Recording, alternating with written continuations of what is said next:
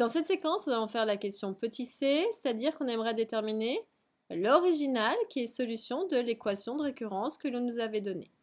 Donc maintenant, c'est une synthèse de tout cet exercice. Qu'est-ce qu'on avait vu?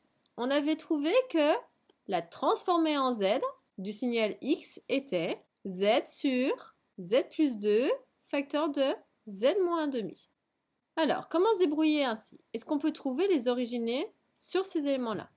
Bien, ça va être difficile. Pourquoi? Parce que ce sont des produits. Et attention, je ne peux rien faire par rapport au produit. Surtout pas le produit des originaux. Donc là, il faut trouver une autre solution. Notre solution, elle vient du fait qu'on a eu une question petit 2 qui nous a permis de trouver des valeurs de A et B de telle manière que cette transformée en Z se décomposait en deux éléments. Donc on avait A égale 4 cinquièmes. Donc ici, on a 4 cinquièmes sur Z plus 2 plus 1 cinquième sur Z moins 1/2.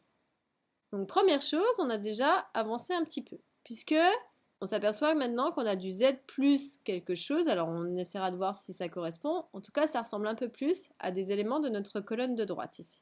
Seulement, ce n'est pas encore efficace. Pourquoi? Pour différentes raisons.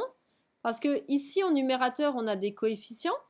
Et surtout, si on compare avec les formules dans cette colonne de droite, on s'aperçoit que la formule qui ressemblerait le plus, c'est celle-ci. C'est-à-dire qu'on voudrait absolument du Z sur quelque chose. Et nous, on n'a pas du Z sur quelque chose, on a un coefficient. Donc on va un peu forcer la main pour faire apparaître ce Z. C'est-à-dire qu'on va plutôt écrire donc, le coefficient 4 cinquièmes devant, j'ai le droit, puisque ce sont des multiplications aussi. Et en fait, si je force la main pour avoir ce fameux Z sur Z plus 2, pour conserver l'équilibre de la balance, il faut que je multiplie par 1 sur Z. Comme ça, 1 sur Z fois Z, il me reste 1.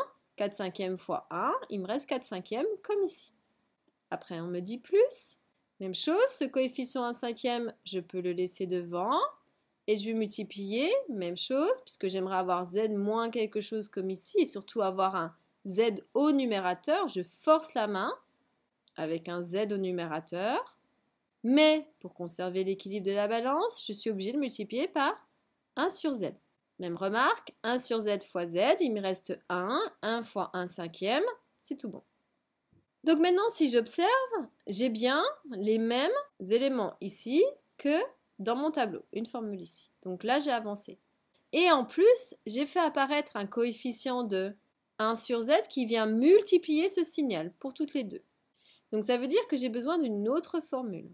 Or, 1 sur Z, ce qu'il faut penser, c'est que c'est Z puissance moins 1.